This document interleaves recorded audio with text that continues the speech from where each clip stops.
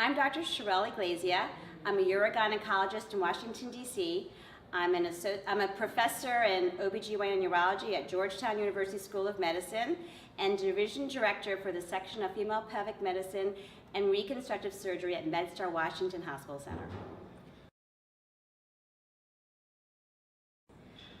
What do I want patients to know about sex? To me, as a urogynecologist, we deal with issues below the belt. Normally and routinely, we talk about bladder and bowel issues, problems with bladder and bowel control, pelvic organ prolapse. The other problem of sexual dysfunction is also very common among women.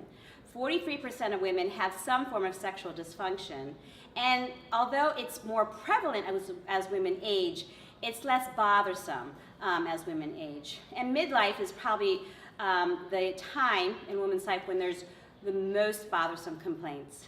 There are 4 domains of sexual dysfunction, and they include problems with desire, arousal, orgasm, and pain. Yeah, it's really hard because you know, if you're talking about your bowel and bladder issues, that's one thing. Then when you talk about sex, you know, people have a lot of embarrassment about that. So I routinely ask my patients, do you have any issues about sex? And how does it bother you? And what kinds of things have you tried?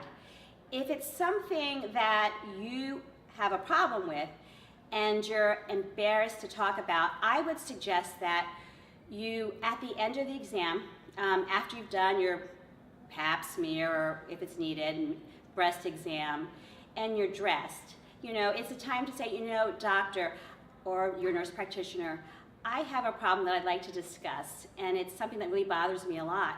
And it has to do with sex, and you know, they may blow it off, and because this is a routine exam, and then you should insist that you have another visit. And at that visit, all you do is talk about that, because I think that women are suffering needlessly, and many doctors may be embarrassed to broach the subject as well.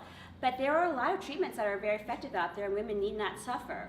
I mean, you know, one of the most common as women age and are past the menopause is urogenital atrophy or vulvovaginal atrophy. We now call that the genitourinary syndrome of the menopause.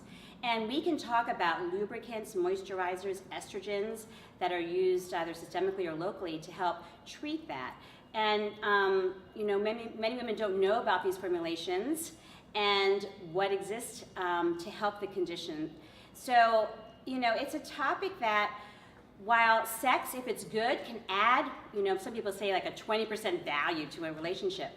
But when there's a problem with sex, the kinds of problems that can be in the relationship can be magnifold different, like 50 to 70% negative impact on a relationship compared to how good the positive aspects of sex are. So yes, it is something that deserves its own evaluation and management apart from all the routine stuff that you do on an annual exam, and women should take it seriously, and doctors should listen, healthcare practitioners should listen when a woman brings up the topic.